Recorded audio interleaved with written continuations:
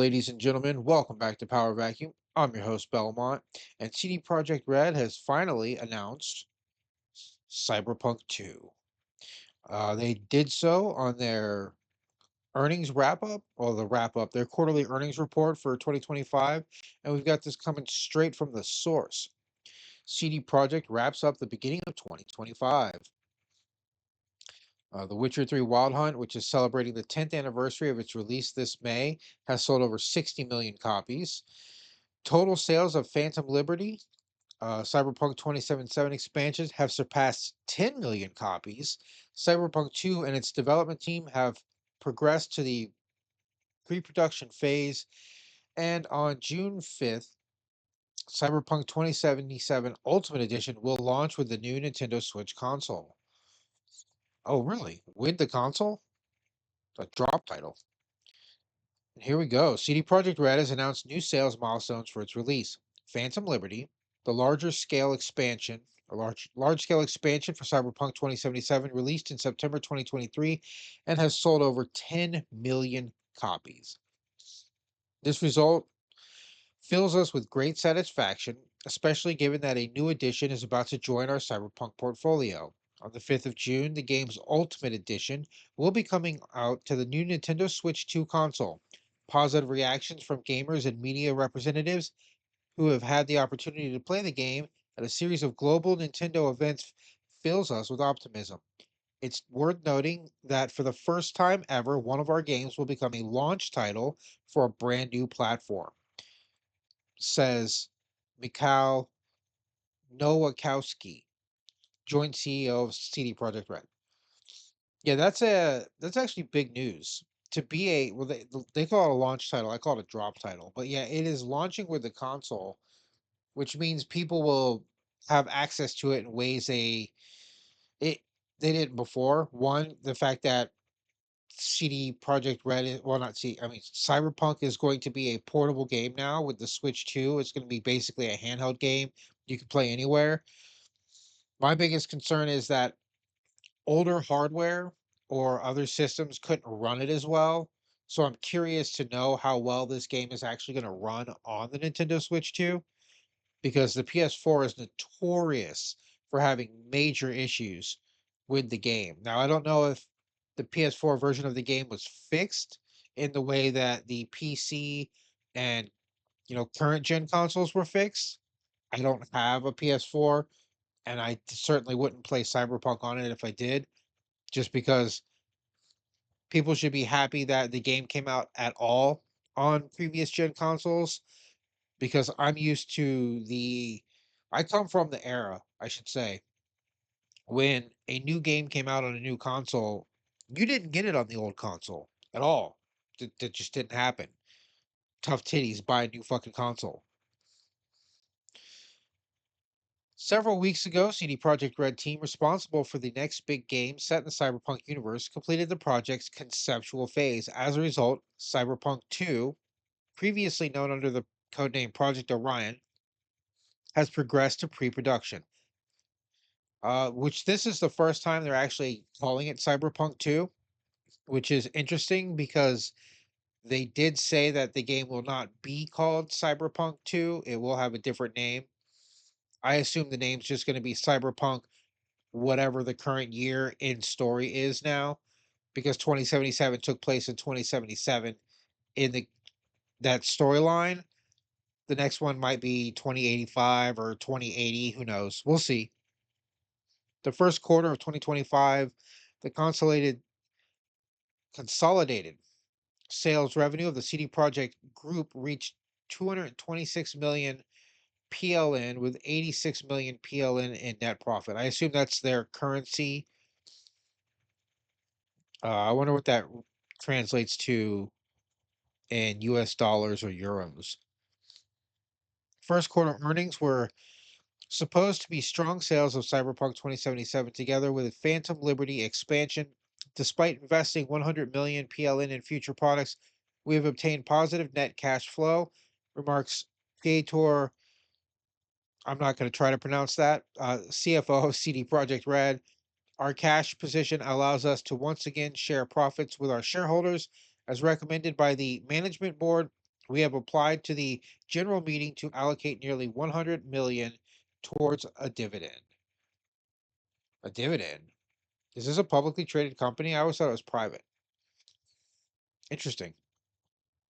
On 19 May, CD Projekt Red celebrated the 10th anniversary of the release of Witcher 3: The Wild Hunt, and without a doubt, the third part of Geralt's adventures mark a pivotal point in our history. The game earned hundreds of awards and solidified our studio's standing, but more importantly, it brought untold hours of adventures and emotions to millions of games the world over. To millions of gamers the world over?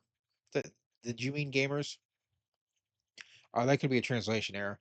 I am proud to announce that since its release, The Witcher 3 has sold over 60 million copies, securing a place among the best selling video games in all history and motivating us to carry on with intensive work on the next trilogy set in the universe, summarizes Adam Badowski, joint CEO of CD Projekt Red.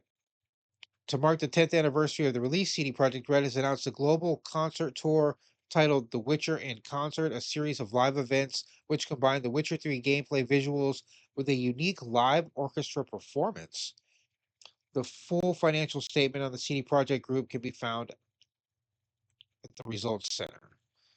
This is probably just a bunch of numbers.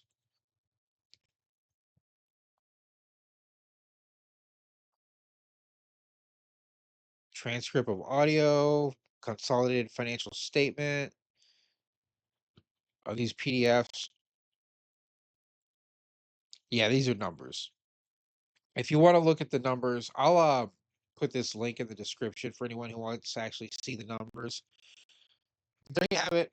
Cyberpunk 2 has officially been announced. So we already know Witcher 4 is coming out, which I guess now we know is going to be Witcher 4, 5, and 6. Maybe. They are planning a trilogy. It really depends on how well people receive the next game. There are some heavy lore breaking implications in the next game, which could turn people off. But 60 million, even if half the people refuse to play it, you sold 60 million on The Witcher 3, which means 30 million on the Witcher 4. And even if only 10% play, that's still 6 million copies of a game. That's a solid number to have for sales, 6 million copies.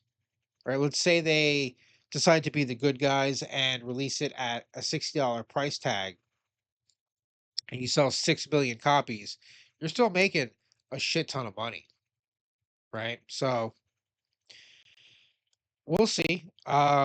I do think The Witcher 4 is going to sell well no matter what people say or complain. And I think a lot of the people who are complaining will probably buy the game so they can complain about it further, which is almost counterproductive to their argument. But time will tell with that one. I think it's going to be a top seller just in general because game sales have been kind of in the drink lately. And The Witcher 4 and The Witcher series, well, historically, the Witcher series hasn't sold well. The Witcher 3 sold so well that it's got to carry over something. And then Cyberpunk selling 10 million copies of Phantom Liberty is astounding in and of itself, considering how many people complained about the state of Cyberpunk 2077 when it first came out. Let's assume that Phantom Liberty sold the everyone that purchased Cyberpunk bought Phantom Liberty. Let's assume the bottom line right there. That means Cyberpunk 2077 sold 10 million copies, and then the expansion sold 10 million copies, which is still a tremendous amount, right? It's $600 million or 600 million, we'll just say dollars, in equivalent if it keeps the same progression, $60. That's for the game. And then the expansion, I think, was 30 bucks. I can't remember. I think I paid 25 or 26 because it was on sale. So let's say it was $30. That's another 300 million. You're looking at $1 billion game now. But let's see. Yeah, let's see how many it did sell. Uh,